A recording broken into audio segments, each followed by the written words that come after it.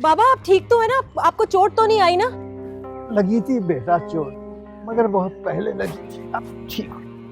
नहीं नहीं नहीं, मेरा मतलब है अभी आप मेरी वजह से गिरे तो अभी तो चोट तो नहीं आई। बेटा हर शख्स अपनी वजह से गिरता है। गलती मेरी थी, मैं बगैर देखे मैंने साइकिल मोड़ दी। तुम्हारा कोई कसूर? आपका इतना नुकसान हो गया। अरे नहीं, ये 2-2 रुपए के बिस्कुट हैं, क्या नुकसान? एक मिनट।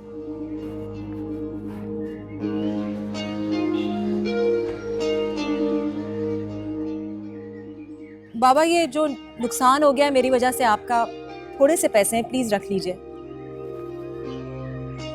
बेटा इस पर कायद की तस्वीर है, ये तस्वीर खैरात में नहीं लेता।